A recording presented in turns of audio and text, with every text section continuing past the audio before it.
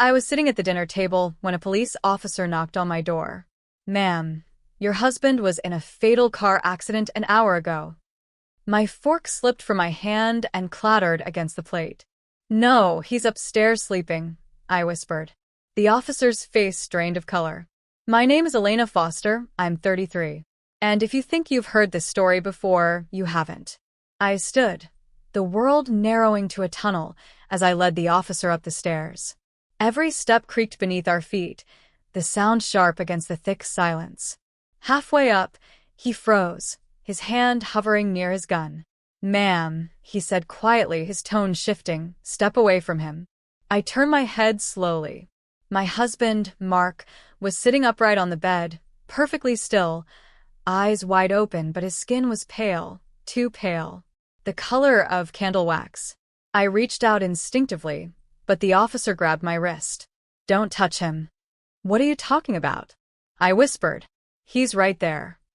The officer moved closer, shining his flashlight across Mark's face. The beam hit his eyes, and they didn't blink. A chill crawled down my spine. He spoke into his radio, his voice tight. "Dispatch, I need a forensic unit at 1445 Willow Avenue. Possible identity anomaly." I stared at him. Identity anomaly? He didn't answer. Instead, he crouched beside Mark, pulling a small envelope from the nightstand. On it, my name was written in my husband's handwriting. The officer looked up at me. "Did you know about this?" My throat closed. "About what?" He opened the envelope. Inside was a single photograph, a blurry image of Mark, standing beside a car engulfed in flames. The timestamp? 1 hour ago. And beneath it, in his handwriting, "If you're reading this, I didn't make it home." My knees buckled, and the room tilted as if gravity had forgotten how to hold me. The officer studied me, his voice low and cautious. "Ma'am, I need you to step back, please." My eyes locked on the photograph, the scorched car, the dark outline of Mark standing in front of it. The timestamp blinked like a cruel countdown. "This doesn't make sense," I whispered. "If he died, who's lying in that bed?" The officer didn't answer right away. He crouched again, touching Mark's wrist, searching for a pulse. Then he frowned. "Cold. But there's no lividity. This body hasn't been dead an hour, more like days." I shook my head. "No. He was at dinner with me last night. We talked this morning. He kissed me before his meeting." He turned his flashlight on the floor. Faint scuff marks trailed from the window to the bed, as if something had been dragged. "You said he kissed you this morning. Are you sure it was him?" The question made me step back instinctively. Of course it was him. But my voice betrayed the smallest tremor of doubt. The officer opened his radio again. "Requesting backup and coroner. We have a body with inconsistent TOD and a potential impersonation case." I wanted to scream that he was wrong, that Mark was right there, that he'd texted me hours ago, running late. "Don't wait up." I pulled out my phone. The message was still there. But as I stared at it, my stomach dropped. The timestamp didn't say 7:45 p.m.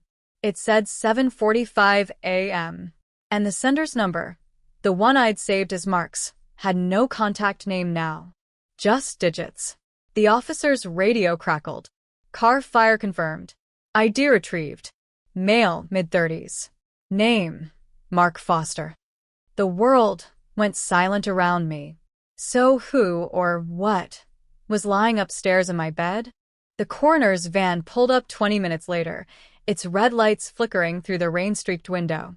2 officers entered quietly, their faces tight with the practiced calm of people who'd seen too much.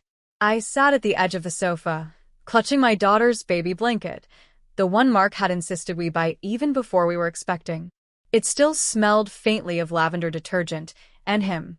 Officer Daniels, the first responder, paced near the fireplace, notebook in hand. "Mrs. Foster," he said carefully, "we'll need a recent photo of your husband." I pointed to the wedding portrait above the mantel. He nodded, eyes flicking between the picture and the body bag being zipped upstairs. "Same face," he murmured, "but not the same person." "What does that even mean?" I asked, my voice brittle. "Ma'am," he said, sitting across from me, Did your husband have a twin? Any relatives who looked similar? I shook my head. He was an only child.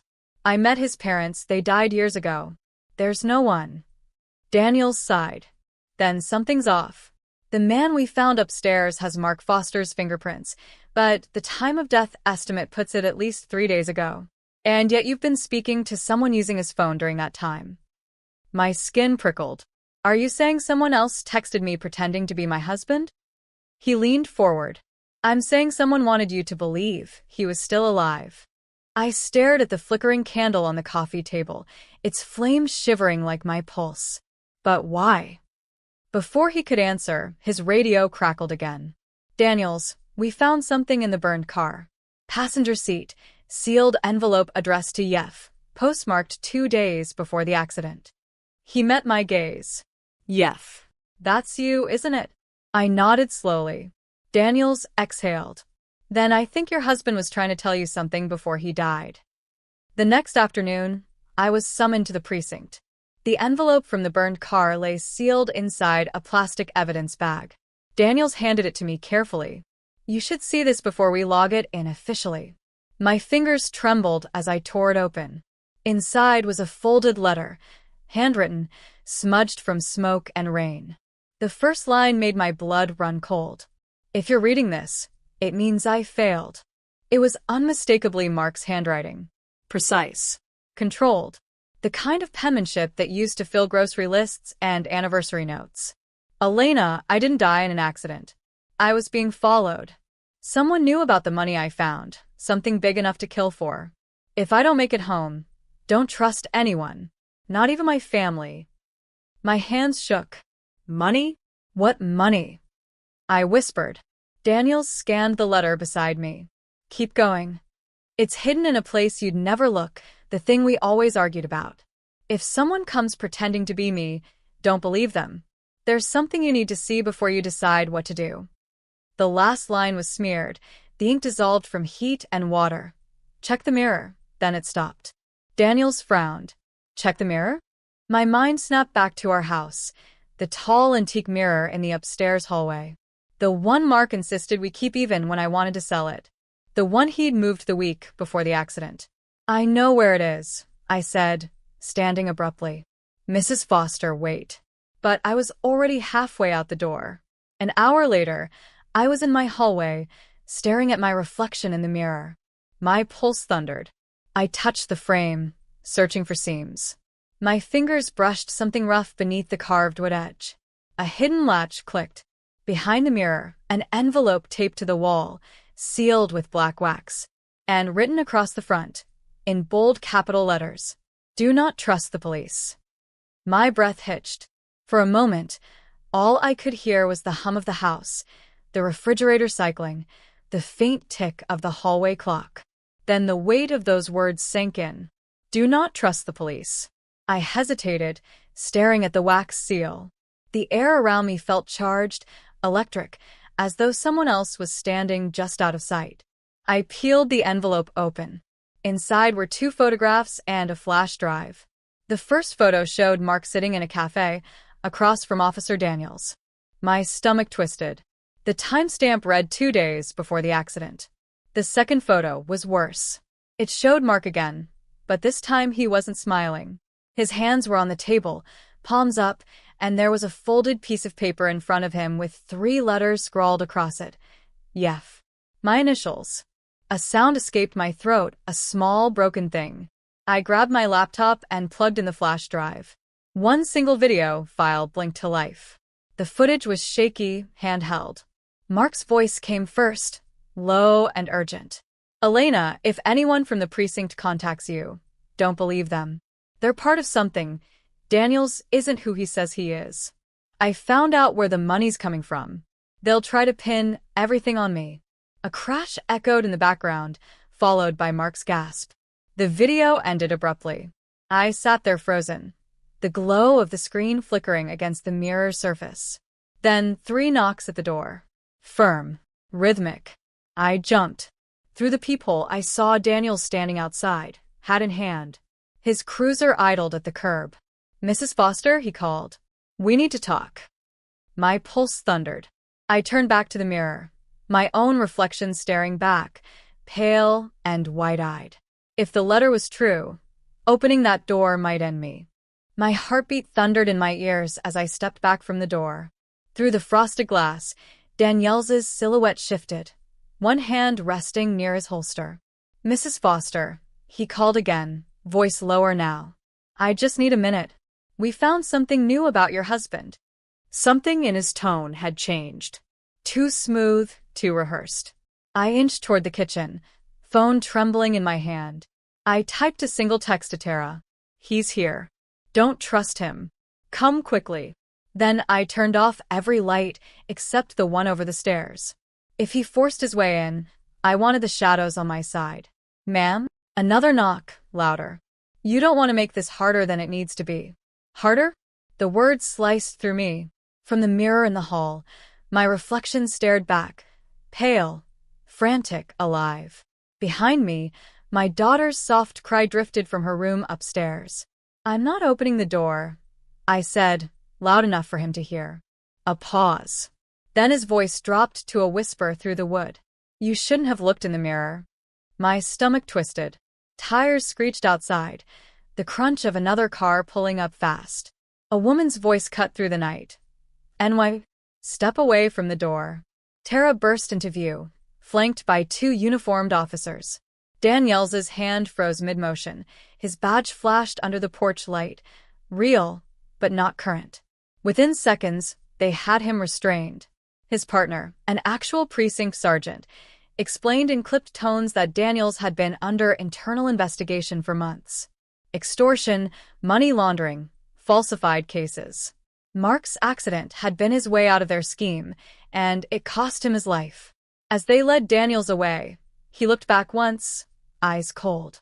"He shouldn't have told you." I shut the door quietly, locking it twice. Then I whispered to the silence. "He had to." The next morning felt unreal, like the air itself was made of glass, thin and fragile. News spread quickly. Disgraced officer arrested in corruption scandal linked to fatal car fire. Mark's name was in the headlines again, but this time not as a victim, as the man who had exposed the rot beneath the badge. Tara sat at my kitchen table, her blazer draped over a chair, a file spread open between us. "He kept every piece of evidence," she said quietly. "Bank transfers, photos, even the account logs. Your husband knew what he was walking into." I stared down at the flash drive lying beside my coffee cup. "He knew they'd come after him," I said. "That's why he made sure I'd find the mirror." Tara nodded. "He didn't die trying to protect the money. He died protecting you." The truth hit me harder than any grief. For days, I'd mourned the man I thought was a stranger. Now I realized he'd been fighting alone while pretending everything was fine. Dinners, text messages, jokes about the nursery wallpaper. That night, I stood in front of the mirror again. My reflection looked different now. Not terrified, but resolute. I reached behind the frame and pulled out the hidden compartment one last time. Beneath where the envelope had been, taped flat against the wall, was a folded piece of paper I hadn't seen before.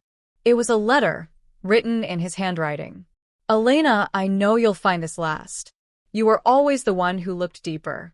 When the fear fades, promise me one thing. Live loudly. Don't let my silence define you."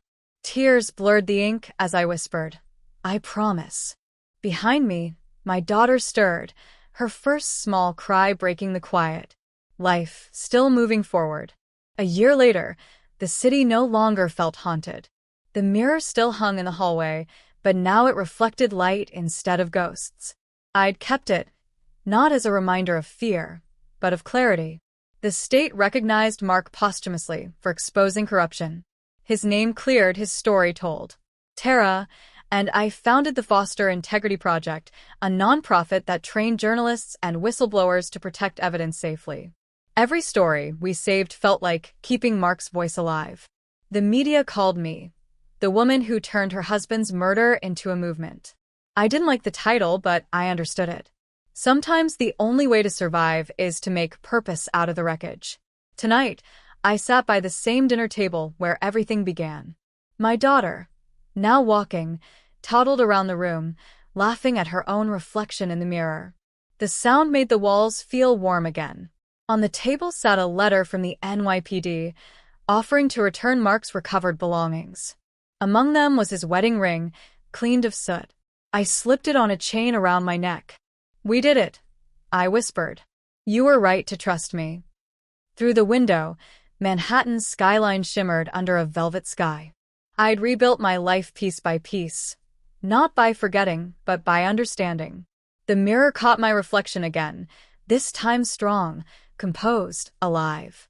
Then, as I turned away, I froze.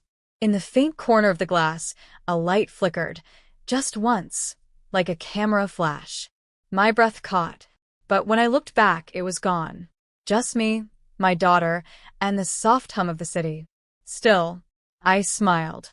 "If that was you, Mark," I said softly, "you can rest now. We're safe." Outside, a siren wailed in the distance, fading, not chasing.